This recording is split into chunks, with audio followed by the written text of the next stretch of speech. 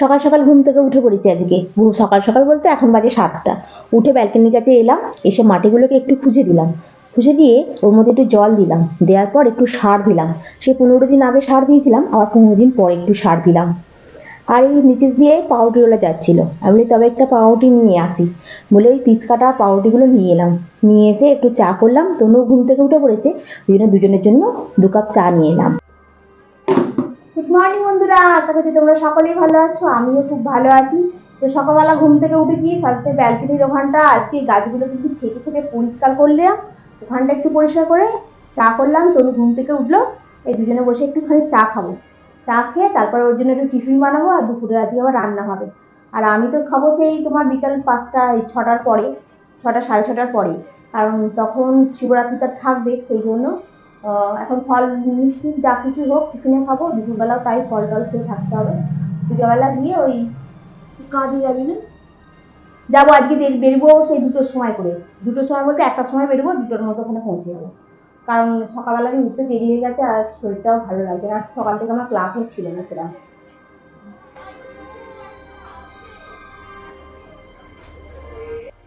তো চাটা খেয়ে চলে এলাম এই ঘরটাতে, বিছানাটা একটু ঝেড়ে পরিষ্কার করে নিচ্ছি, আর জানলাটা খুলে দিলাম। জানলা দিয়ে এত সুন্দর রোদ্দুর আসছে, জানলাতে মানে বালিশগুলোকে একটু সাজিয়ে সাজিয়ে দিয়ে দিলাম, তাহলে বালিশগুলো একটু রোদ্দুর পেয়ে যাবে, আর বিছানাটাতেও একটু গরম হয়ে যাবে, এই জন্য জানলাটা খুলে রাখলাম। আর কালকে যেহেতু পুজো দিতে গেছিলাম, ড্রেসিং টেবিলটা অগোছালো হয়ে গেছিলো, আর বলি তবে আজকে একটুখানি পরিষ্কার করে নিই। তো সকালবেলা যখন বিছানাটা ঝাড়ছি তখনই মনে করে নিয়েছিলাম যে ড্রেসিং টেবিলটা আগে একটু পরিষ্কার করে নেবো, তার ড্রেসিং টেবিলটা এরকম অগোছালো হয়ে থাকলে দেখতেও খুব খারাপ লাগে।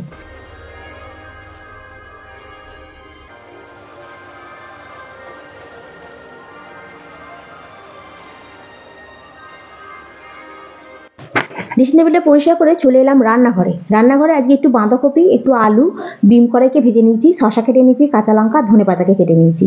আর সকালবেলা পাউরুটি যাচ্ছিল, পাউরুটিগুলোকে এখানে নিয়ে নিয়েছি, কারণ টিফিন এখন কি করব তো বুঝতে পারছিলাম না। তো চটজলদি এই ব্রেকফাস্টটা যদি করে দিই তনুকে, নিরামিষ অথচ খেতে সুন্দর হবে, সেই তনুরও খেতে ভালো লাগবে, ওই জন্য আমি কি করলাম সবজিগুলোকে আগে সুন্দর করে পাউরুটির উপরে সাজিয়ে ফেললাম।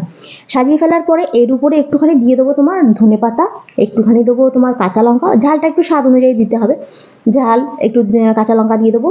আর তার উপরে তোমার কিউব করে কেটে রেখে দিয়েছি বাটারটাকে, ওই বাটারটাকে একটা একটা করে বসিয়ে দেবো। বাটারটা যখন গলে যাবে পাউরুটির সাথে, তখন ওটা না খানিকটা মেয়োনিজের মতো কিংবা চিজের মতো খেতে লাগে, বুঝতে পেরেছো? ওই জন্য এটাকে সুন্দর করে সাজিয়ে নিলাম। আর এটা হচ্ছে ব্রাউন পাউরুটি দিয়ে করলে একটু হেলদি হতো, আর এটা তোমার হোয়াইট পাউরুটি দিয়ে করতে হচ্ছে, মানে আটার নয় ময়দার পাউরুটি দিয়ে। যাই হোক, চাটুটাকে আগে খুব ভালো করে গরম করে নিয়েছি, নিয়ে ওগুলোকে সাজিয়ে বসিয়ে দিয়ে ওই 3-4 মিনিটের জন্য চাপা দিয়ে দিয়েছিলাম, তাহলে কি হবে নিচটা ভালো করে শিকে হয়ে যাবে, আর মচমচে হবে জিনিসটা খেতে। আর এখানে কোনো অয়েল কিন্তু আমি ব্যবহার করছি না, খালি ওই ভেতরে খালি একটুখানি পাউরুটিতে ওই বাটারই যা দিয়েছি। আর এই যে ভালোভাবে সেকা হয়ে গেল, আবার একটুখানি চাপা দিয়ে দেবো ওই 3-4 সেকেন্ডের জন্য, দিয়ে আবার 3-4 সেকেন্ডের পরে আবার এটা খুলে নামিয়ে নেবো, তাহলেই আমার পুরো স্যান্ডউইচটা আজকে রেডি হয়ে যাবে। আর স্যান্ডউইচের সঙ্গে শশা কেটে রেখেছিলাম, আর শশাটা দিয়েছি, আর এখানে তোমার পাউরুটিটাকে একটুখানি পিস করে নিচ্ছি, মানে যেরকমভাবে স্যান্ডউইচের কাটা হয় না মিডিল থেকে, ওরা মিডিল থেকে কেটে নিলাম।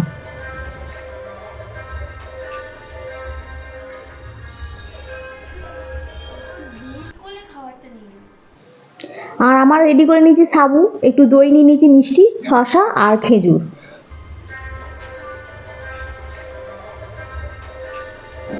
আর কালকে গিয়েছিলাম পুজো দিতে, শাড়িগুলোকে এসে খুলে আর রেখে দিয়েছিলাম, আর এই জন্য আজকে একটুখানি ব্যালকনির সামনেটা মেলে দিলাম, কারণ একটু রোদ্দুর পড়লে কি হবে শাড়িগুলো একটু ঘাম গন্ধই বলো, আর তোমার একটুখানি ভালো শুকনো হয়ে যাবে ঘামের এটা।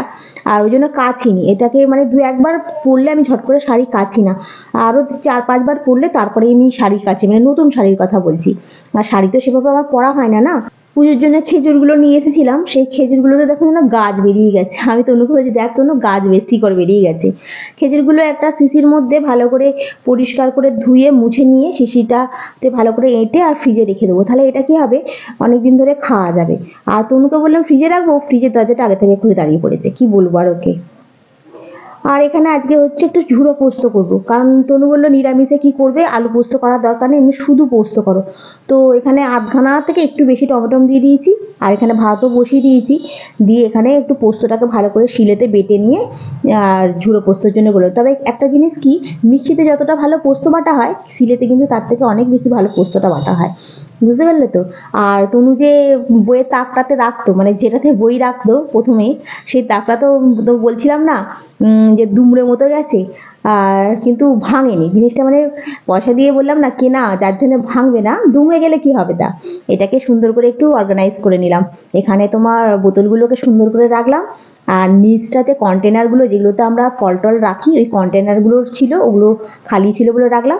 এখানে তোমার ওই মিক্সির জারগুলো একটু খারাপ হয়ে গেছে, নিচে আলুর পরিমাণটা এতটাই বেশি হয়ে গেছে, এখানে রাখলাম ওই জন্য। দিয়ে স্নান হয়ে গেছে, স্নান টান করে আমি একটু পুজোতে বসবো, আর ও এখানে আমার জন্য একটু জুস করছে। ওকে বললাম যে জুস করতে হবে না, আমি এমনি দু একটা ফল খেয়ে চলে যাবো। যে না না, তুমি একটু জুস করে দিই না, তুমি ততক্ষণ পুজোটা করো, আমি জুস করে দিচ্ছি। তো এখানে জুসারটাতে জুস করছে, ওই আপেলটাকে দিয়েছে, দিয়ে জুস করছে। তারপর এখানে আঙুর রেখেছে, আপেল রেখেছে, বেদানা রেখেছে, আর লেবু রেখেছে। বলছে মিক্স দিয়ে জুস করলে খেতে নাকি খুব সুন্দর হয়।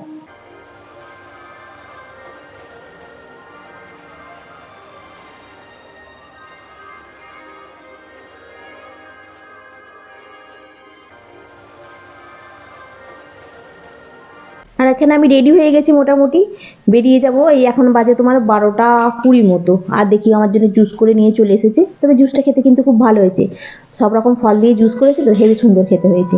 আর মুখেতে একটু মাস্কটা বেঁধে নিচ্ছি, কেন কি বলো তো, রাস্তায় এত রোদ্দুর না, এমনিতে আমার মুখে প্রচুর ট্যান পড়ে গেছে, আর যদি মাস্কটা না বেঁধে যায় আরও ট্যান পড়ে যাবে। আর এই দেখতে দেখতে বেজে গেলে এখন 12:30। এখন এই বেরিয়ে পড়ছি, আবার সেই সন্ধ্যাবেলা তোমাদের সঙ্গে দেখা হবে। তাহলে চলো এখন রাখি, বাই। তো সন্ধ্যাবেলা বাড়ি এলাম, আসে তনু 1 কাপ কফি করে দিয়েছিল, সেই কফিটা খেলাম। আর শিবরাত্রি যেহেতু কেটে গেছে, 2টো বিস্কুটও খেলাম। খুব পেটের ভেতরে যেন জ্বালা জ্বালা করছিল। আর ফ্লিপকার্ট থেকে একটা পার্সেল এসছে, সেই পার্সেলটা তনু খোলার জন্য একটু ছটপট করছে, কারণ আগে থেকে খুলতে পারেনি। আগে আগে কী হতো, আগে থেকে খুলে দেখতো, এখন আর খুলতে পারে না যেহেতু ভিডিও করি বলে। তো ও বলছে কী এসছে এটাতে, এই দেখ না খুলে কী এসছে। দেখে বলছে ও এইটা এসছে, এটা হলো একটা কিচেন র্যাক। এই কিচেন র্যাকটা খুব দরকার ছিল, কারণ রান্নাঘরে অনেকগুলো জিনিস ছিল, তো ওগুলো না ঠিক করে গুছিয়ে রাখা যেত না, সেই জন্য কিচেন র্যাকটা কিনলাম। র্যাকটার মধ্যে আমি কিছু জিনিস সাজিয়ে নিয়েছি, সেটা তোমাদের আমি এখন এক্ষুনি দেখাবো না, কালকের ভিডিওতে তোমাদের আমি শেয়ার করব। আর কারণ এখন আর আমার ভালো লাগছে না, কারণ কী বলো তো, 2 দিন ধরে না খেয়ে আছি তো। আর ওই জন্য একটু আজকে ঝটপট করে একটু লুচি করে নিয়েছি। আর ফুলকপির তরকারি আছে, একটু আলুর চচ্চড়ি করেছি ঝাল ঝাল করে, কারণ তনু ফুলকপির তরকারিটা খাবে না বলছে, কারণ কালকে যেহেতু খেয়েছে, বললো আমার জন্য তাহলে একটু আলু চচ্চড়ি করো, বলে ওর জন্য একটু আলু চচ্চড়ি করলাম। আর চাটনিও ছিল ফ্রিজেতে, আর একটু চাটনিটাকেও বার করে নিলাম, বলে দুজনের জন্য খাবারটাকে বেড়ে নিলাম।